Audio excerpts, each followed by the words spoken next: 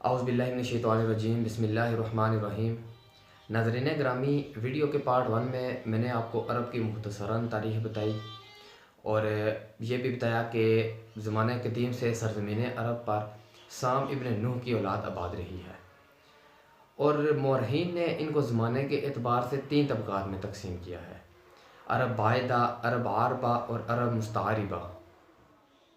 ناظرین گرامی، عرب بائدہ یہ قدیم عرب لوگ ہیں جو یہاں آباد تھے۔ ان میں قوم عاد اور قوم سمود کا نام تو آپ میں سے اکثر نے سن رکھا ہوگا۔ ان کے علاوہ عمالقہ، تسم، جدیس، امیم وغیرہ بھی اہم ہیں۔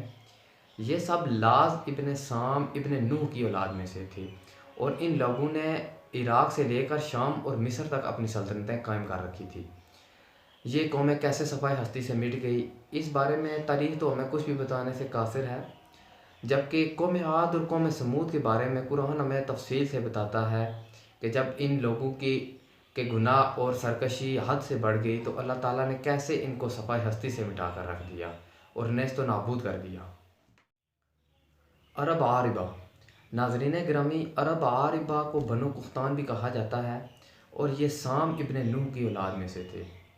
یہ لوگ قوم عاد اور قوم سمود کے صفحہ ہستی سے مٹ جانے کے بعد یہاں پر آباد ہوئے۔ پہلے یہ لوگ یمن میں آباد ہوئے، لیکن بعد میں ان کو وہاں سے نقل مکانی کرنی پڑی، جس کی 2 وجوہات تھی۔ ایک وجہ تو یہ کہ ایک مشہور سیلاب آیا جس کی وجہ سے ان کو وہاں سے اپنی جان بچا کر نکلنا پڑا، اور دوسری وجہ یہ تھی کہ جب ان کی آبادی بڑھی تو ان کو مجبوراً اپنے لیے نئی جگہ تلاش کرنے کے لیے وہاں سے نقل مکانی کرنی پڑی، جس کی وجہ سے ان کے کچھ قبائل تو عرب کے سرحدی علاقوں کی طرف پھیل گئے، کچھ قبائل ایران کی طرف نکل گئے، کچھ شام کی طرف چلے گئے، جبکہ ان کا ایک قبیلہ بنو جرہم وہ مکہ مکرمہ کی طرف نکلا، اور وہاں پر حضرت حاجرہ علیہ السلام کی اجازت سے زمزم کے چشمے کی وجہ سے وہاں پر آباد ہو گیا۔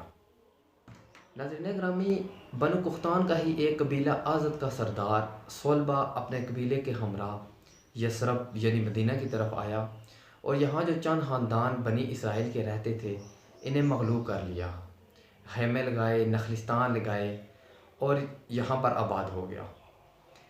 اسی کے 2 مشہور قبیلے اوس اور خزرج ہیں جن کا تاریخ میں بہت اونچا مقام ہے۔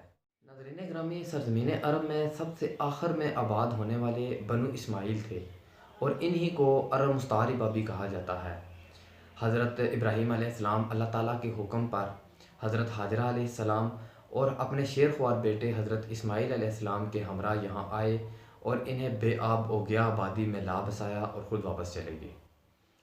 ناظرین گرامی، یاد رہے کہ اس وقت نہ تو مکہ مکرمہ میں کوئی آبادی تھی اور نہ ہی خانہ کعبہ کا کوئی وجود تھا۔ خانہ کعبہ ویسے تو حضرت آدم علیہ السلام کے وقت تعمیر ہوا تھا، لیکن جب حضرت ابراہیم علیہ السلام ہجرت کر کے آئے تو اس وقت یہ تعمیر معدوم ہو چکی تھی، اور پھر بعد میں جب حضرت اسماعیل علیہ السلام 15 سال کے ہوئے تو حضرت ابراہیم علیہ السلام مکہ مکرمہ تشریف لائے، اور اللہ تعالیٰ کے حکم پر دونوں باپ بیٹے نے مل کر حضرت جبرائیل علیہ السلام کی رہنمائی اور نگرانی میں خانہ کعبہ کی تعمیر کی۔ خانہ کعبہ کی تعمیر بالکل اسی نوعیت اور اسی جگہ پر تعمیر کیا گیا جہاں پر کبھی حضرت آدم علیہ السلام نے تعمیر کیا تھا۔ ناظرین گرامی، عرب عاربہ میں بنو جرہم قبیلے کا ذکر کیا تھا، جو حضرت حاجرہ علیہ السلام کی اجازت سے زمزم چشمے کی وجہ سے مکہ میں آباد ہوئے تھے۔ بعد میں حضرت اسماعیل علیہ السلام کا نکاح بھی بنو جرہم قبیلے کے سردار کی بیٹی کے ساتھ ہوا۔ یوں ایک بے آب و گیا آبادی ایک آباد شہر میں بدل گئی۔ ناظرین گرامی، اگر آپ کو یہ ویڈیو پسند آئی ہے تو اس ویڈیو کو شیئر کریں، لائک کریں، اور پلیز چینل کو ضرور سبسکرائب کریں۔